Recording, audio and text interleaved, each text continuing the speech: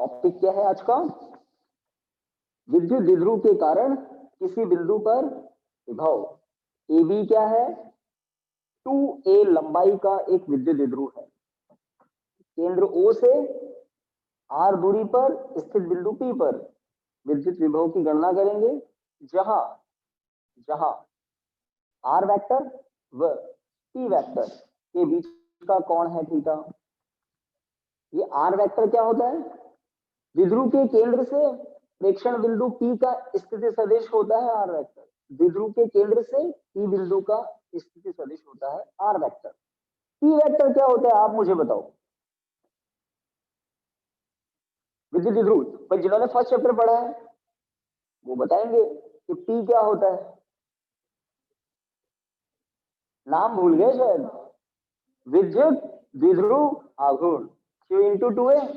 तो किसी भी विद्युत द्विध्रुव के लिए द्विध्रुव के किसी एक आवेश के परिमाण व द्विध्रुव की लंबाई का गुणनफल क्या होता है? उस द्विध्रुव का विद्युत द्विध्रुव आघूर्ण। और आपको एक बात बताई थी उस समय भी, वापस बता रहा हूं, क्या? विद्युत द्विध्रुव आघूर्ण की दिशा निश्चित की हुई है, निश्चित की हुई है, वैज्ञानिकों ने हमें बताई हुई है। और हम क्या कहते हैं? सदैव ऋणावेश से धनावेश की ओर। ये जो निश्चित किया हुआ है ना, उसको दिमाग में फिट कर लेना। याद ही आपको याद आ गया होगा कि P की दिशा सदैव कहां से कहां ली जाती है? ऋणावेश से धनावेश की ओर। अब देखिए थीटा, सही कह रहा हूं मैं? इन दोनों की दिशाओं के बीच का कोण थीटा है। देखो ऋणावेश इधर है, धनावेश इधर है, तो P की दिशा कहां होगी? ऋणावेश से धनावेश की ओर। और O से P का स्थिति सदिश इधर है, इन दोनों के बीच का कोण कितना है? थीटा। सही बात। तो चित्र हो जाए तो बता देना, चित्र कंप्लीट होते ही बता देना।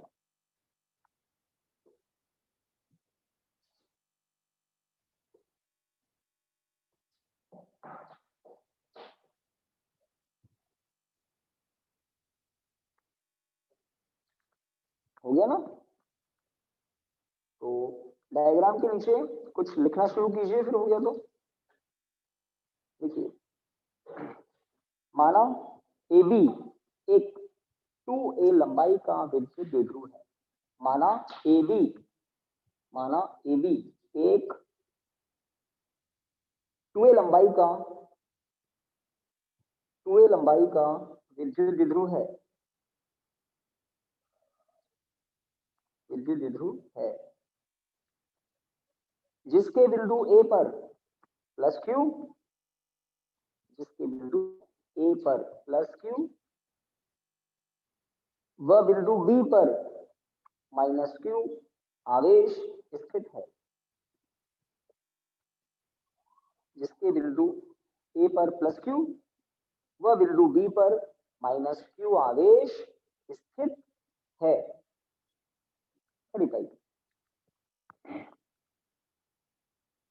जैसा दिख रहा है भाई वैसा ही लिखा है, वैसे ही लिखा है। ए बी क्या है? एक 2a लंबाई का विद्युत द्विध्रुव है।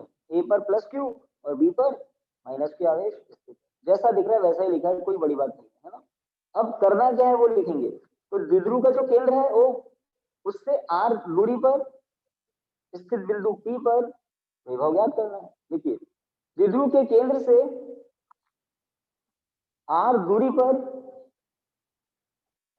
द्विध्रुव के केंद्र से r दूरी पर स्थित बिंदु P पर, स्थित बिंदु P पर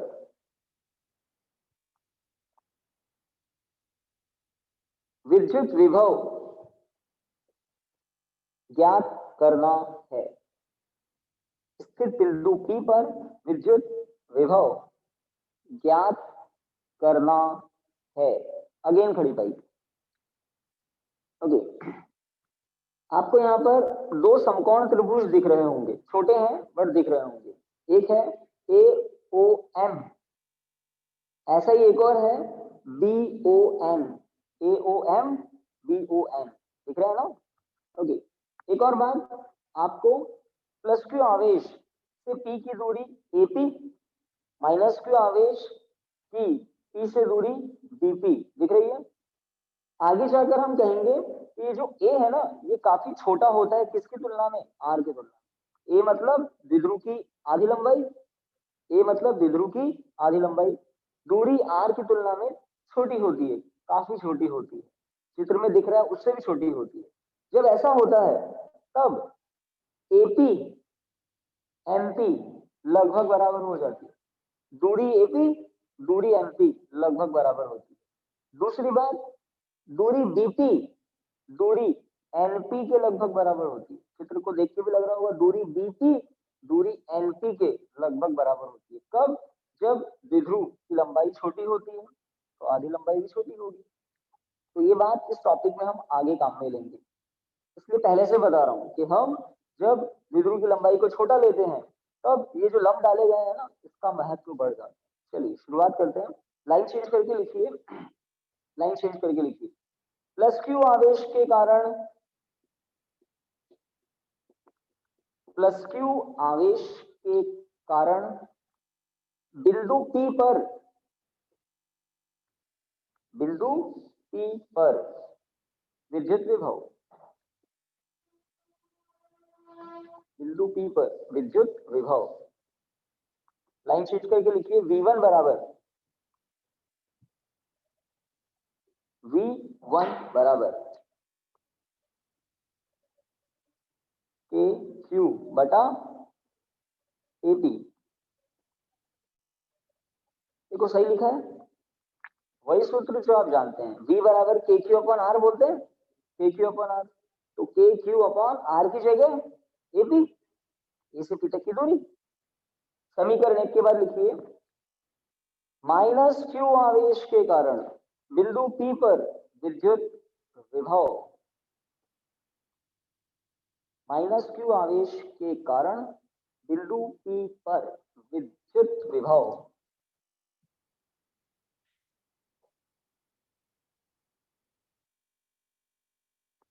तो आप सोच पा रहे होंगे माइनस क्यू तो ऋणावेश ऋणात्मक विभव उत्पन्न करता है, धनावेश धनात्मक विभव उत्पन्न करता है। तो माइनस के क्यू अपॉन बीपी, बिल्कुल ठीक है, माइनस के क्यू अपॉन बीपी, सही बात।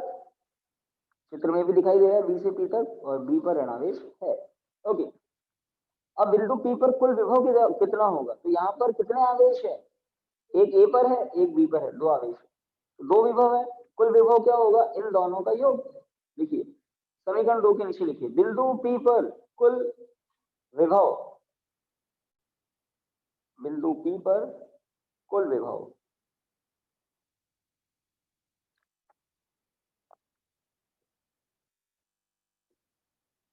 ये टॉपिक इंपॉर्टेंट है ना, ध्यान रखना।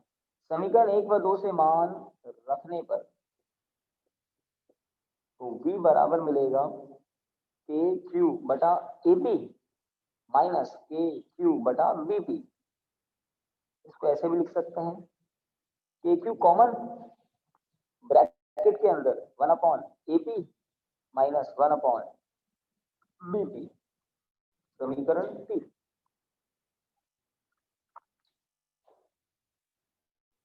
तो समझ लो, चित्र बनाकर लैंग्वेज लिखकर यहाँ तक पहुंच गए तो आधा काम तो हो गया। यहाँ तक तो दिक्कत होनी नहीं चाहिए। चित्र की प्रैक्टिस कर लेंगे, विद्युत द्विध्रुव क्या होता है बता दिया, चित्र की प्रैक्टिस कर लेना। चित्र में दो आवेश हैं तो सीधी सी बात, दो विभव तो होंगे, दो विभव, एक V1 एक V2, एक धनात्मक एक ऋणात्मक। कुल विभव होगा बीजगणितीय योग। आवेशों के निकाय के कारण विभव क्या होता है? विभिन्न आवेशों के कारण उत्पन्न विभवों का बीजगणितीय योग। इसलिए समीकरण 3 कॉमन आ रहा था, के क्यू ले लिया। अब हमें एपी बीपी पता लगाना है। एपी बीपी पता लगाना है किनके पदों में? ए आर थीटा, इनके पदों में। दिख रहा है चित्र में ए आर थीटा, 2a दिख रहा है, आर दिख रहा है, थीटा दिख रहा है। इनके पदों में हमें एपी पता लगाना है, बीपी पता लगाना है और फिर समीकरण 3 में रखना है और हल करना है और अंतिम व्यापक सूत्र लेकर आना है। वो सूत्र होता है K P cos theta upon R square. यहाँ के तो कांस्टेंट होता है, पी क्या होता है? द्विध्रुव के लिए विद्युत द्विध्रुव आघूर्ण, क्यू इंटू 2a होता है। कॉस थीटा आपको दिख रहा है, दूरी का वर्ग दिख रहा है नीचे। तो इस सूत्र तक पहुंचेंगे आज। तो समीकरण 3 तक सबने कर लिया। अब लिखिए, चित्र से, चित्र से त्रिभुज ए ओ एम में।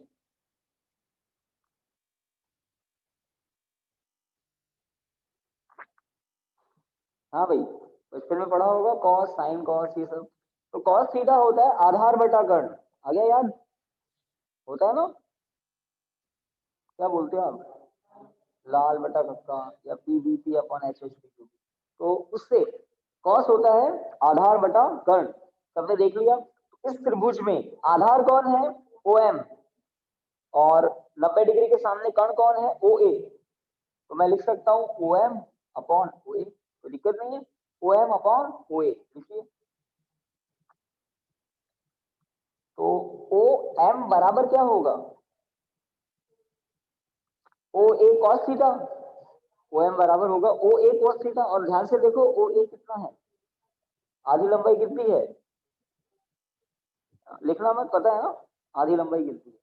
तो एक ये जानकारी बस लिख दो, इस पर स्टार लगा दो, समीकरण की जरूरत नहीं। ठीक है। अ, तथा त्रिभुज बी ओ एन में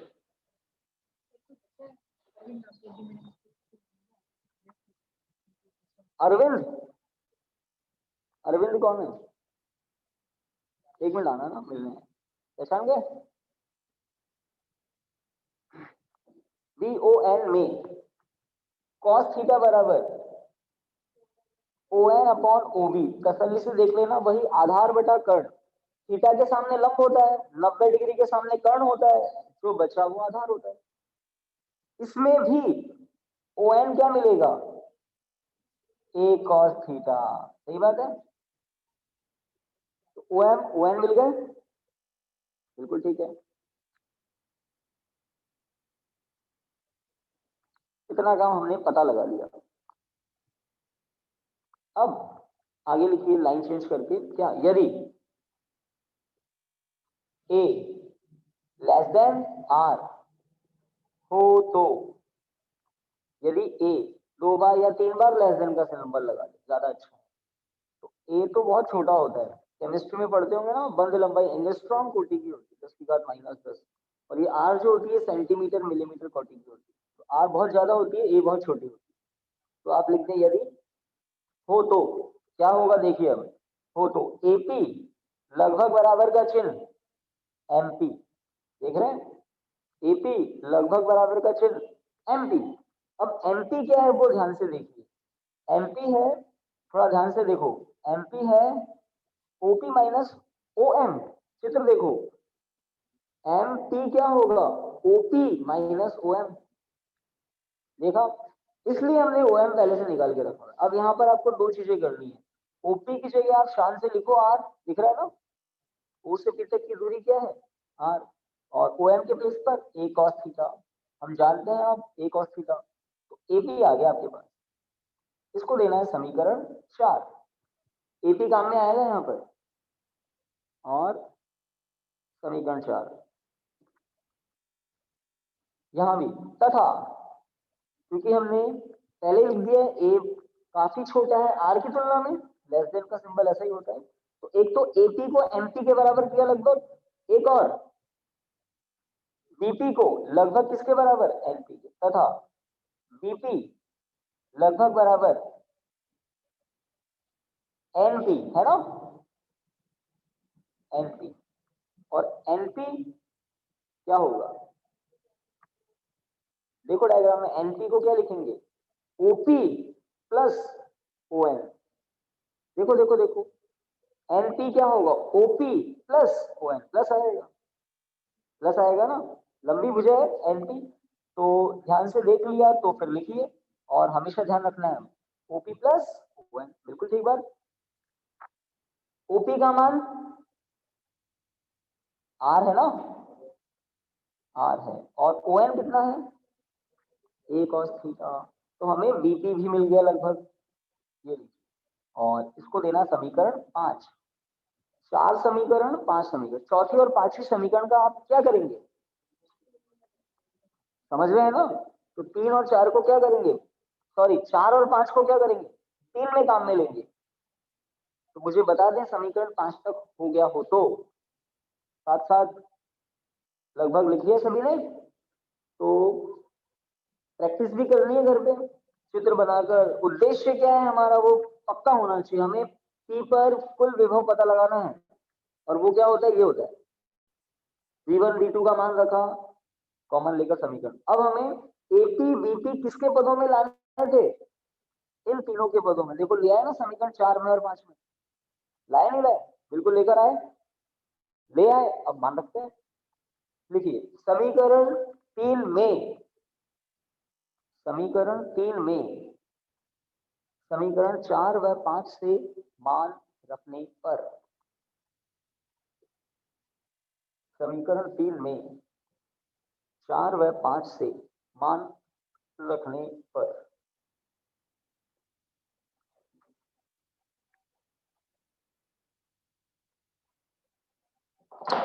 देखिए V बराबर के क्यू, बड़ा कोष्ठक लगा देता हूं, ज्यादा सही रहेगा। 1 एपी के प्लेस पर क्या लिखेंगे, r minus a cos theta, सही बात, माइनस 1 बीपी के प्लेस पर r प्लस ए cos theta, small bracket close, ये बिग ब्रैकेट रख दिया। यहां पर मैंने एक फॉर्मूला लिखा था ना, KP cos theta upon R square, वो फाइनल फॉर्मूला होगा। हाँ देखते हैं कैसे हल करेंगे। तो लघुत्तम लेना आपको आना चाहिए, ये दोनों ही कोष्ठक लघुत्तम में आ जाएंगे, r minus a cos theta और r प्लस ए कॉस थीटा। लघुत्तम, लघुत्तम ले लिया लघुत्तम। अब इस 1 की जगह क्या आएगा, r प्लस ए कॉस थीटा, क्योंकि यहाँ माइनस है, ये कट जाएगा तो इससे इस पर, ठीक है। माइनस ऐसा का ऐसा, इस 1 की जगह r minus a cos theta, ये सोच रहे हैं, कीजिए। ब्रैकेट खोलेंगे तब होगा वो, तो इतना कीजिए पहले। तो ये लगभग हम 80% 85% काम कर चुके।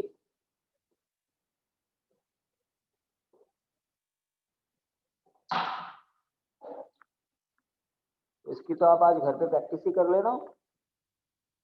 और आगे बढ़ते हैं के क्यू। यहाँ पर एक फॉर्मूला होता है ए plus B A minus B, आपने सुना होगा, ए plus B A minus B होता है ए स्क्वायर माइनस बी स्क्वायर। तो यहाँ पर आर को हमने कैसे माना है, एज ए की जगह, और ए कॉस थीटा हमारा है B, A plus B A minus B हो गया, ये ए प्लस बी ये माइनस बी गुणा क्या होगा, ठीक है। ऊपर देखो तो आर प्लस ए cos theta minus R, minus minus plus, तो देखो आर तो माइनस का हो गया और ए कॉस थीटा प्लस का हो गया, चिन्ह बदल गए, ब्रैकेट के बाहर माइनस था तो आर तो कट गया, A cos theta 2 A cos. Next step के क्यू, ऐसा का ऐसा 2a कॉस थीटा बटा R square minus A square cos square theta.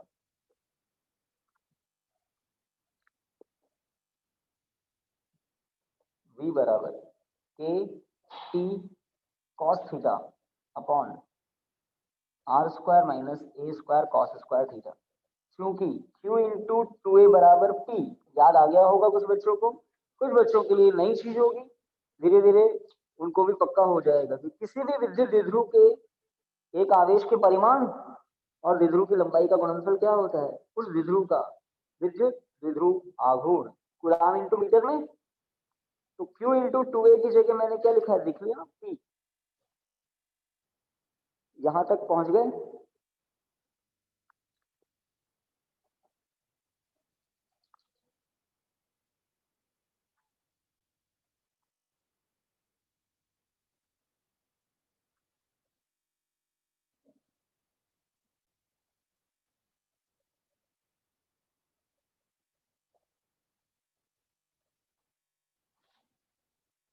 ध्यान दें, आपको पहले भी बताया ए छोटा है आर की तुलना में। जैसे आपसे कहें 0.1 और आपसे कहें 10, तो एक तो है 10 बड़ी बड़ी राशि है, एक है 0.1 छोटी राशि है। छोटी राशि का वर्ग क्या होगा, 0.01, बड़ी राशि का वर्ग क्या होगा, 100। तो इसका मतलब क्या है, छोटी राशि का वर्ग और छोटा हो जाता है, बड़ी राशि का वर्ग और बड़ा होता है। और जब इनका अंतर देखें तो 100 में से आप 0.01 घटाएं या 100 में 0.01 जोड़ें, फर्क नहीं पड़ता, लगभग 100। तो वही है यहाँ पर, आर स्क्वायर बड़ी राशि है, ए स्क्वायर कॉस स्क्वायर थीटा छोटी राशि है। तो इतनी छोटी है कि लगभग बराबर 100 ही लिखेंगे। तो मैंने यही किया, देखो R square minus A square cos square theta लगभग बराबर क्या है, आर स्क्वायर। कब, जब ए बहुत छोटा है आर की, ये होता भी है, द्विध्रुव बहुत छोटे होते हैं, ठीक है। तो लिखिए,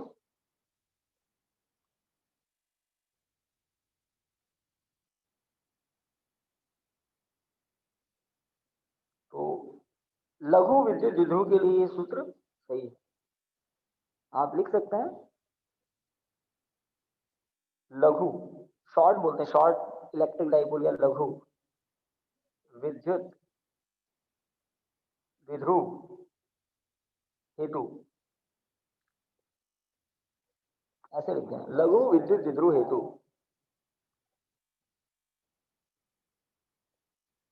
आर होता है तब, ऐसे लिख देना ज्यादा बेहतर है।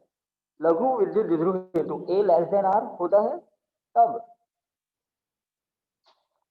फिर अतः, ये है फाइनल फॉर्मूला, v बराबर AP cos theta upon R square. तो एग्जाम में लघु विद्युत द्विध्रुव हेतु ही आएगा, तो लास्ट में आपको ये लगभग बराबर वाला कॉन्सेप्ट, सिद्धांत, तरीका काम में लेना पड़ेगा। तो मेरे ख्याल से एक बार घर पे प्रैक्टिस करेंगे तो कर देंगे एग्जाम में। बड़े क्वेश्चन जो आते हैं ना आपके लास्ट में, 4-4 नंबर वाले, वहां फिट होता है ये। और इस सूत्र पर आधारित न्यूमेरिकल आ सकते हैं, सीधा सीधा सूत्र पूछ लेते हैं कभी कभी 1 नंबर में बोर्ड वाले कि किसी लघु विद्युत द्विध्रुव हेतु उत्पन्न विद्युत विभव का सूत्र लिखिए। 1 नंबर में सूत्र, सूत्र पर आधारित प्रश्न आ सकता है 2 नंबर का, पूरा टॉपिक आ सकता है 4 नंबर, कैसे भी, है ना।